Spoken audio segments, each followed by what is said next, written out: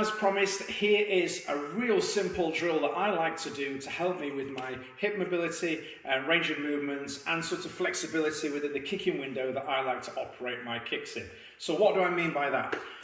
So if you take a basic lead leg kick, say a side kick for example, I'd have my lower line side kick, my mid side kick, and then my higher side kick, okay? So I'm working my hips to be able to achieve those three ranges. Now, in the past, I used to do loads of like vertical kicks and split side kicks and stuff. And if I really need to, push, I can still do them, but I don't like to do them so much.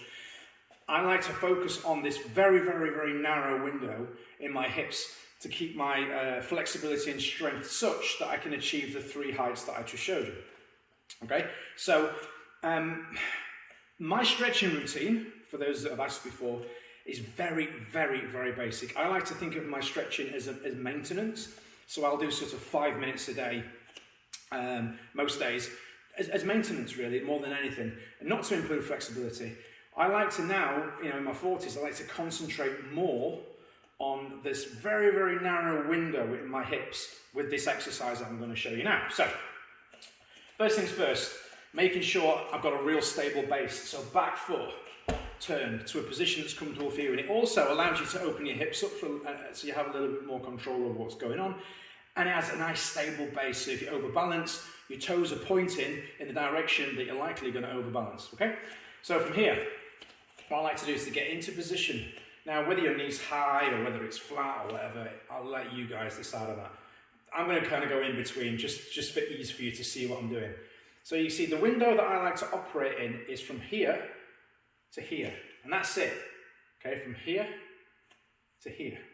Yeah, so this is the area that I like to work. So I'm working on range of movement in here, and what I'm doing is I'm putting my hip in all the different positions that I'm going to be using for my different kicks. For example, my side kick, my round or turning kick, my hook kick, okay? They're all using those very slight changes in my knee and hip position. A lot of times, mentally, we tend to focus on when our leg's fully extended and forget that we're coming into that chamber position and resetting into that chamber position, which is really, really important. So as I say, I like to emphasize that point there. So get into here, okay? And I'll work this position, yeah, working it around here, okay? So that I can build up the strength and control I need up here, and also the flexibility in my standing leg. Really important there, flexibility and strength in that standing leg to then enable me, if I take these movements here that I'm doing, okay, and then put them into the kicks themselves, and I'm going to exaggerate this for the purpose of the video, so the angles are going to be quite extreme, but just so you can get an idea of what I mean. So I've got my side kicks, yeah, I've got my hook kicks, my round and turning kicks, you see? Yeah. So rather than just kicking all the time, I do spend a lot of time working that hip so that it's just focusing on those angles and positions that I need for the chambers. Hopefully that helps. Oh, by the way, it does hurt.